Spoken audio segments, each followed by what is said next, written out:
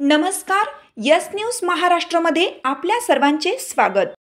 नमस्कार प्रेक्षकांनो, आता आपण आझाद मैदान इथं आलेलो आहोत। आज या ठिकाणी सकल मातंग समाजातर्फे आरक्षण वर्गीकरणासाठी इथं जन आंदोलन उभारण्यात आलेलं आहे। आपण आपल्या चॅनलच्या थेट माध्यमातून आपण प्रेक्षेपण दाखवू शकता। आता थोड्याच वेळामध्ये इथं मान्यवराची उपस्थिती होणार आहे। मी आपल्या कॅमेरामॅनला मी अशी विनंती करतो की पाठीमागचं जो बॅकग्राऊंड आहे तो पाठीमागचा बॅकग्राऊंड त्यांनी दाखवा। किती आलूट गर्दी या ठिकाणी जमलेली आहे आणि थोड्याच वेळामध्ये या कार्यक्रमाला सुरू होताना आपल्या प्रेक्षेपण आपल्या चॅनलच्या माध्यमातून आपण दाखवणार आहोत।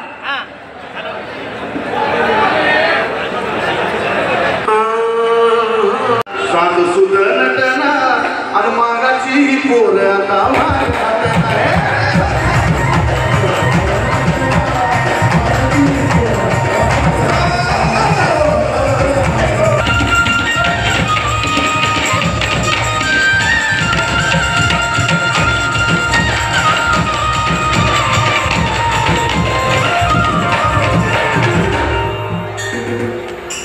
जयंतीला होता आधी नुसता फोटोलाच हार, जयंतीला होता आधी फोटोलाच।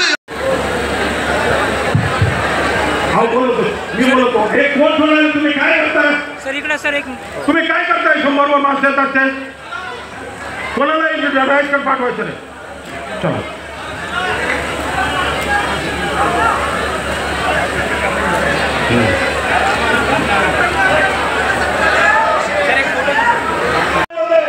प्रचंड मोठा गोळ आहे। मातंग समाजाची लोकसंख्या कमीला पडली आहे म्हणून साहेब आपण बदल समिती नियुक्त केलेली आहे।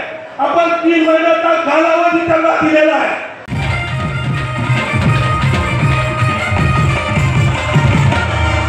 कित्येक युगे जातीवादी आणि पिढलं आडनाव लावल्यानं ते बी आम्हाला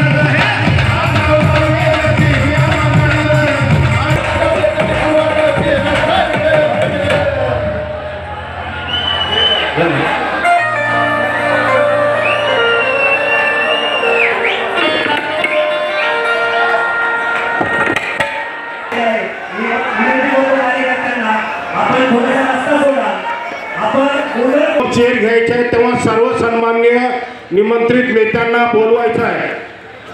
भारत माता की वंदे वंदे छत्रपती शिवाजी महाराज की, धर्मवीर छत्रपती संभाजी महाराज की जय भवानी, जय शिवाजी।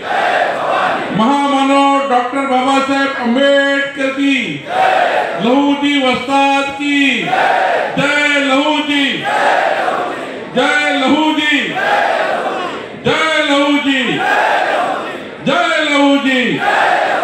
येळकोट येळकोट येळकोट येळकोट।